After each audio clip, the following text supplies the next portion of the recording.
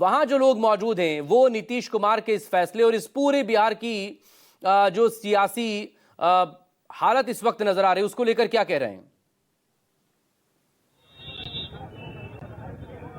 जी बिल्कुल, देखिए मकसूद, सुबह में से जब नीतीश कुमार का ट्वीट नहीं आया था उससे पहले जो भी कार्यकर्ता जुट रहे थे वो इसे महज अफवाह बता रहे थे, लेकिन उनके ट्वीट आने के उनका जो एक्सपोस्ट आया उसके बाद लोगों को विश्वास है। लेकिन नाराजगी काफी ज्यादा है। अभी जेडीयू दफ्तर में भी काफी संख्या में कार्यकर्ता जुटे थे, यहाँ भी विधानसभा के सामने अब देखिए काफी तादाद में लोग जुटे हुए।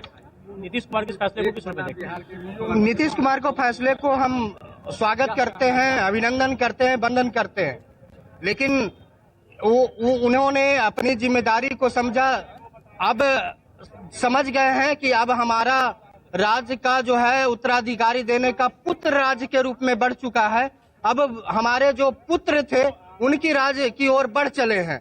तो इसीलिए जब समता पार्टी जिस बेडरूम में बन रही थी उनके पुत्र के नाम पे ही सहमति बनी है। और हम बता देना चाह रहे हैं कि अगर थोड़ा सा इफ बट अगर किसी ने करने की कोशिश किया तो ये स्वीकार नहीं होगा। पाटलिपुत्र है, सब समझती है, यहाँ ज्ञान की भूमि है और लोकतंत्र की भूमि है, वो जानती है, समझती है। और इसीलिए नरेंद्र मोदी जी ने और प्रधानमंत्री नरेंद्र मोदी जी को भी मैंने आपके चैनल के माध्यम से कहना साधुवाद देना चाहते हैं कि एक छोटे से कार्यकर्ता जब दूसरे दल से आने के बाद सारे कुर्सी एक सदस्य लेके लोकसभा मैंने आपको विधानसभा का प्रतिपक्ष के नेता बनाना, अध्यक्ष बनाना, एमएलसी बनाना, ये सारे पद उनको दिए और उनमें वो दिखा काबिलियत की वो चीजें कर सकते हैं। तो ये आपसी सहमति है, उसके सहमति के आधार पे। अभी ये तय नहीं है ना, आप कह रहे हैं कि अगला मुख्यमंत्री तो बीजेपी का बनेगा। हाँ, बीजेपी का बनेगा, लेकिन सम्राट चौधरी के नाम पे सहमति है। जरूरी थोड़ी है सम्राट चौधरी बने। एकदम बनेंगे और दूसरा स्वीकार ही नहीं हो सकता है। अगर दूसरा बीजेपी अगर करके दिखा ले क्या लगे? गिर जाएगी, सरकार गिर जाएगी। अगर सम्राट चौधरी को हटा के अगर दूसरे को बना रही है, सरकार गिर जाएगी।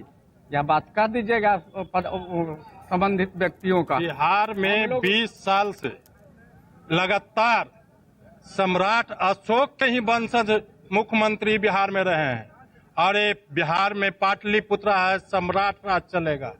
कोई अगर दूसरा को बनाया गया, लव कुश के छोड़ करके किसी दूसरे को बनाया गया तो पूरे देश में आंदोलन होगा। सम्राट अशोक के वंशज पूरे देश में आंदोलन करके आग लगाने का काम करेगा। अगर सम्राट चौधरी हो, उपेंद्र कुशवाहा हो, किसी को बताते हैं लव कुश के ही वंशज के बिहार में मुख्यमंत्री बनना चाहिए। अगर इसको किसी तरह दूसरे को बनाया जाएगा तो बिहार पाटलिपुत्र का धरती बख्शेगा नहीं। हम लोग एकजुट है। सम्राट अशोक जिंदाबाद।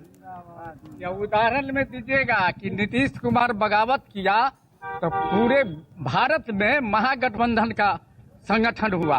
उससे पहले महागठबंधन नहीं था, हर राज्य छिड़ियाया हुआ था। तो वह अपना टेलर दिखा दिए हुए है, लव कुश का लव टेलर दिखा दिए हुए है। आप अभी भी कुछ का बनेगा नहीं बनेगा तो बीजेपी को फैसला लेना है। फैसला अगर गलत फैसला लेंगे जनता लेगा, बीजेपी सरकार गिर जाएगी। नीतीश कुमार को नीतीश कुमार के नाम पे वोट दिया है, बीजेपी के नाम पे वोट, नीतीश कुमार के नाम पे वोट दिया है। तो बीजेपी कैसे निर्णय लेना? नीतीश कुमार को निर्णय लेना है। बीजेपी नीतीश चौधरी के अलावा किसी को स्वीकार नहीं है, इतना तय है।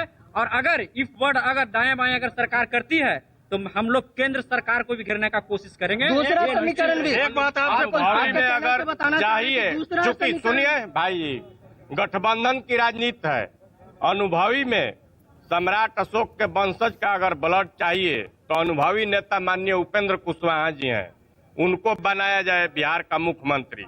और नहीं तो नौजवान में बनाना है तो बीजेपी सम्राट चौधरी जी को बनाए, लेकिन कुशवाहा ही हम लोग स्वीकार करेंगे। देखिए, ये विधानसभा के बाहर की तस्वीरें देख रहे हैं। जब से कुछ देर के बाद नॉमिनेशन की जो प्रक्रिया है वो शुरू होने वाली है।